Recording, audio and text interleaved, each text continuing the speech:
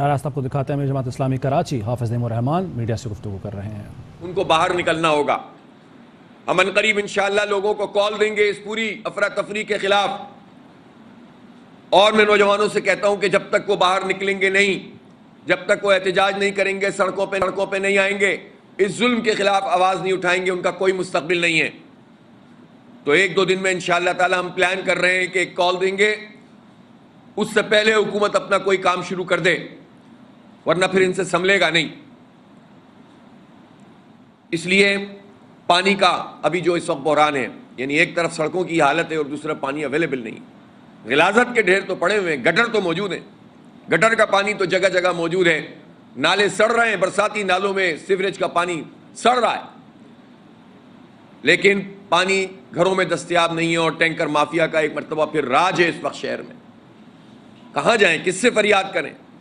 اسی لیے حل یہی ہے کہ ان کے خلاف ایک مزاحمت اور ایک جد و جہد، اور جماعت اسلامی کی جو تحریک ہے کراچی کے حق کی تحریک، اس کا ہم جو ایک نیا مرحلہ انشاءاللہ ایک دو دن میں اناؤنس کریں گے، تاکہ جو ہے وہ لوگوں کے ساتھ یہ جو ظلم ہے اس کو ہم روک سکیں اور بند کر سکیں اور اس کی مزاحمت کر سکیں.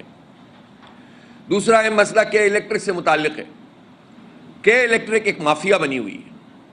کے ای ایس سی کا یہ ادارہ تھا جو پرائیویٹائز ہوا تھا، کے ای ایس سی کے نام سے ہی پرائیویٹائز رہا، بعد میں اس کا نام کے الیکٹرک کر دیا گیا تھا، نام سے کوئی فرق نہیں پڑتا.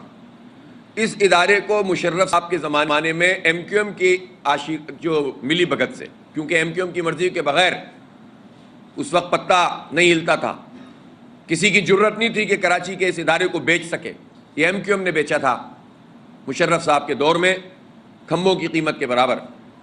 تو اس کا فارنزک آڈٹ شروع ہونا چاہیے.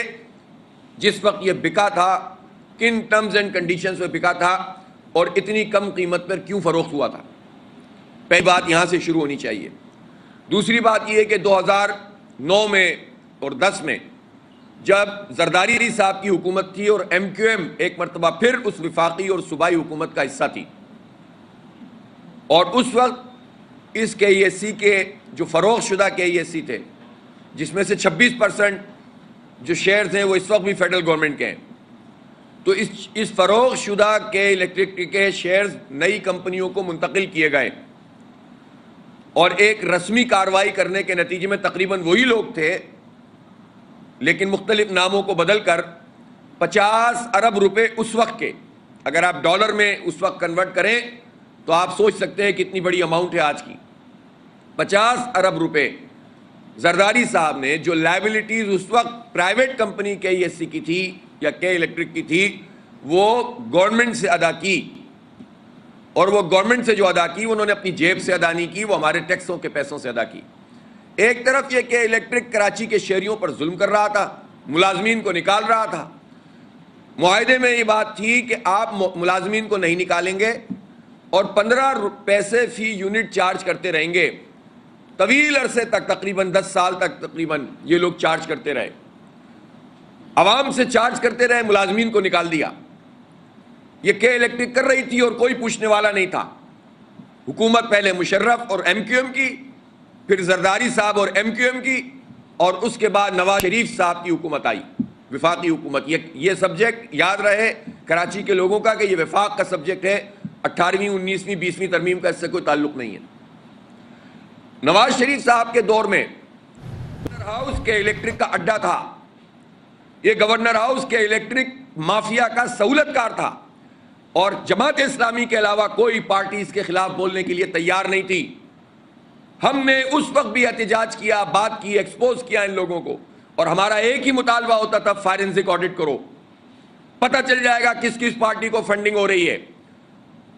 جسٹس وجید صاحب کا انٹرویو کرو، بشیر میمن سے تحقیقات کرو، ایف آئی اے کے تمام لوگوں کو لے کر آؤ، اور خود عارف نقوی سے ایکسس حاصل کرو کہ وہ چاہے انگلینڈ میں ہو یا امریکہ میں، وہاں تو اس پر مقدمہ چل سکتا ہے، یہاں کوئی پوچھنے والا نہیں ہے. وہ اکنامک ٹیم کا حصہ بن گئے عمران خان کے.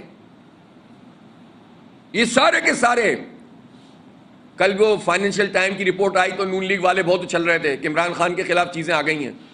پوری رپورٹ پڑھی تو پتہ چلا نواز شریف کے خلاف بھی چیزیں موجود ہیں اس میں.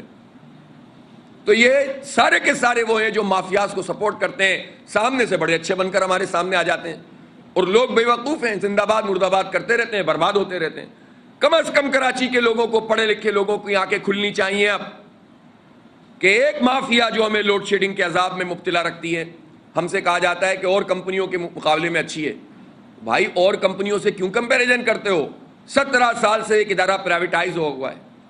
سبسڈی 1.4 ارب روپے ملتی تھی, اب اس کو 95 ارب روپے ملتی ہے.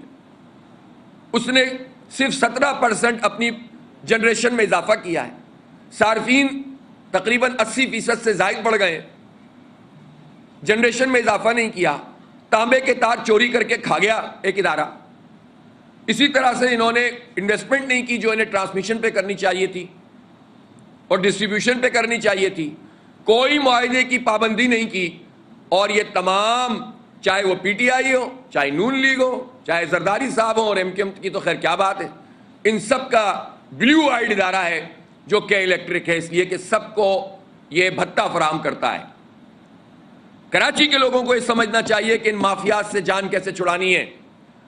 ایسے ہمارے کلیجے پہ مونگ ڈل رہے ہیں یہ لوگ, اور ایسے لوگ اب بھی موجود ہیں جن کو کہ الیکٹرک سہولت کاری کر کے اپنے سامنے لا کر کھڑا کر دیتا ہے کہ نہیں بڑا اچھا ادارہ ہے, اور کس منہ سے اس کی تعریف کرتے ہیں کہ ایک پرائیویٹ ادارہ, اپنے پروفٹ میں اس کے کوئی کمی نہیں آئی اور ہمیں اس نے اس طرح سے عذاب میں مبتلا کیا. اس پورے فیول ایڈجسٹمنٹ چارجز ابھی بھی 11 روپے نیپرا نے لگا دیے. نیپرا تو خود ملا ہوا ہے, حکومت نیپرا کے الیکٹرک کا شیطانی اتحاد ہے کراچی کے لوگوں کے خلاف. کوئی اور لفظ اس کے لیے نہیں ہو سکتا, جو مل کر ہمیں برباد کرتے ہیں. آپ کوئی دلیل دیتے رہیں, آپ کتنی ہیئرنگ کے اندر چلے جائیں, اول تو کوئی جاتا نہیں ہے ہمارے علاوہ, لیکن نیپرا کا فیصلہ کے الیکٹرک کے حق میں ہوتا ہے. اور اگر کبھی 19-20 ہو بھی جائے تو وہ اسٹے لے لیتے ہیں. اسٹے لے لیتے ہیں تو نیپرا جا کر کاروائی نہیں کرتا. ہم نے جب بات کی چیئرمین, میں نے خود بات کی ایک ہیئرنگ کے دوران, چیئرمین صاحب آپ ہمیں لسٹ دیں. انہوں نے کہا ہم نے آپ کو لسٹ دے دی ہے. ہم نے کہا نہیں, ہمیں بتائیں وہ کون سے مقدمات ہیں. انہوں نے کہا اہم ترین خبریں اب ایک کلک کی دوری پر. آپ کے پسندیدہ ٹاک شوز ہوں یا اہم ملکی یا غیر ملکی شخصیات کی نیوز کانفرنسز, ہر لمحہ باخبر رہنے کے لیے سبسکرائب کریں ہمارا یوٹیوب چینل. موسم کی صورتحال ہو یا کھیل کے میدان سے خبریں, اپنے موبائل فون سے ملکی اور بین الاقوامی اہم خبروں تک رسائی کے لیے ڈاؤن لوڈ کیجیے موبائل ایپ. باوثوق ذرائع سے مصدقہ خبروں, تجزیوں اور تبصروں سے مستفید ہونے کے لیے وزٹ کیجیے پاکستان کی سب سے بڑی نیوز ویب سائٹ www.arYnews.tv. ان سب کے علاوہ پاکستان کا سب سے بڑا فیس بک پیج ہو, سب سے بڑا نیوز انسٹاگرام اکاؤنٹ یا پھر ٹویٹر, ARY نیوز پہنچا رہا ہے خبریں سب سے پہلے آپ تک, تاکہ آپ رہیں ہر لمحہ باخبر.